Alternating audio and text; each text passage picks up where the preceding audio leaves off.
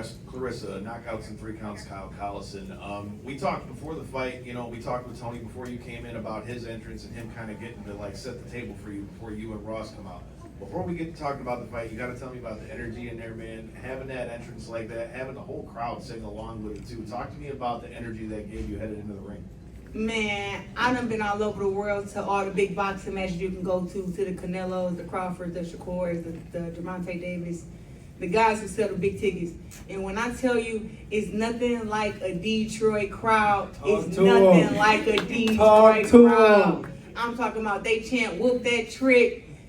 Man, they chant "Resta Boombaye." I mean, this is definitely my house, and we blew the wind off this building today. It was crazy. I mean, fighting up in Detroit, like all throughout the rounds, all I just hear is people just yelling and chanting. It's like it's never a quiet moment inside the ring here. And I've been all over, and I watch guys come out be the main event, and it's not even that loud, but it's loud like that throughout my entire fight. So the energy is always up. And I love fighting here. Claressa, Muhammad Ali's wife sitting right here, and she came all the way from Miami to see you. Yep, she came into the last fight too. I always thank her for being here. Thank you. Listen, thank you. I am trying to whoop LAILA Ali's ass. So you know. LAILA should stay in the kitchen because. Yeah, because we ain't serving them no seasons That's around right, here. baby. Okay. Claressa. So. David Farmer seconds out. Claressa, could you compare Lani Daniels to your other opponents? How do you feel she compares? For want of a better phrase, did she bring out the fire inside? No. She fought a hard fight. And I hit Lani with some big shots. I broke her to the body. I broke her down to the head. I mixed it up on her. Lani is just very, very tough, and I knew she would be tough. Just from watching her fights, and I could tell she worked on her speed. Now her head was moving a whole lot, but she headbutted me twice, and that was something that I had to, be on the lookout for. But I knew it was she just wanted to survive the rounds, But she tried to come on, maybe around 8, 9, but I still feel like I won every round, even beat her with my back against the ropes. So. Matthew Ogden with the Free Press. Those first 2 rounds, Lani was dancing around the ring a lot. Did that strike you? Running. Okay. I was gonna ask though, was it talking more as a strategy or just nerves on her part and how you kind of dealt with that early on? I don't think Lani knew, or she knew how strong I was and knew how much bigger I was than her. And she didn't want to feel that power in those first 2 rounds. And I think she was scared. I think she was like terrified. But after the first 2 rounds, after cutting the ring off and I hit her with a couple body shots, she slowed down. And that's why she kind of had to fight me. And when we started to turn into the fight, I think it was round 6 or 7. I was looking across the ring and I was looking like, oh, Lani want to quit. So I went out there and I picked up on the gas, but I think I didn't place my shots completely right. So I didn't break her down enough. But she started being real awkward, throwing real awkward shots. And Lani got some heavy hands. I could tell she hit her hands together. I said, why her gloves something like that? She got some heavy hands. So yeah, I've been tempted to everything. Beginning around, and I hit my gloves. I said, my stuff on something like that. So Lani was tough. She had big hands, and look, she may have been kind of afraid early on, but she put her big girl panties on and fought me a little bit, and was able to put on a great show in front of 15,000.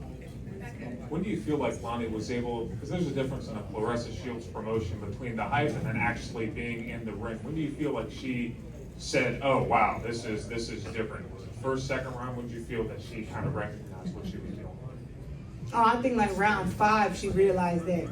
I would say round 1, but it wasn't her game plan. She was just nervous.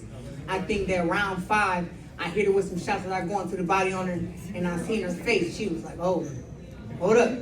I stuck her with a jab, and she was like, oh shit. And then I seen her start moving her head some. And she would load up on her shots. She was trying to load up on her jab, load up on her right hand. And I was trying to get that counter off on her. But I was just a second off, I think. Claressa, a couple questions for you. I saw you. Boy, what up, you? What's up? You was fighting off the ropes a little bit today too. What was the strategy behind it a little bit, or what was the fighting off the ropes a little bit today? To get that uppercut off to the head. That's what I wanted. And then to dig her back down to the body. I really trying to break it down to the body today. And that's probably the most body work I've done in a lot of fights. Usually I'm just they so easy to hit to the head. I just take them all down there, take them all through hell. But Lani, she got took through hell to the body tonight, you know. And when I did hit her clean to the head, it was clean shots. But I mean, off the ropes, I've always fought really good off the ropes. I did that against Savannah. I fought off the ropes against. Christina Hammer got walked down. Oh, Joe Nace, I punched her off the ropes too. So I mean, I'm not a person who's scared of the ropes. Like once I feel them, I know okay that they there. But I'm not a person who's scared to fire off the ropes. When you reach a level of greatness, it's almost like you got to keep finding challenges. I mean, from a child, you've been steady finding challenges. What's the next challenge for you? I mean, what's the next thing for you moving forward? I don't know, you know. I don't know. These girls are just too easy to beat, man. I don't know. Like people think that it's all about the knockouts. It's like I go in there and I win 10 rounds easy. You know what I'm saying? All the girls, all these girls talk all this crap about me being at 75 now, at 175 and being heavyweight champ. But when I was at 154, nobody would fight me. When I was at 160, I cleared the division. 68, cleared the division. And then when I went back down to 60 again, you know, I was telling the girls at 47 and 54, like, let's meet at a weight class and let's fight. And honestly, all these girls was trying to like stall me out, you know what I'm saying? So if I didn't make the decision to go to weight classes where girls would fight me, I would just be sitting on a bench while all these other girls are fighting. So it's not that I don't possess the skills to beat all these girls at 154, because honestly, when I was undisputed at 154, they waited till I went to 160, and then all the girls who was at 135 from the UK, Natasha Jonas, Terry Harper, a few of those girls, all of them jumped their ass to 154. But when I was at 154, nobody would jump their ass up there to fight me.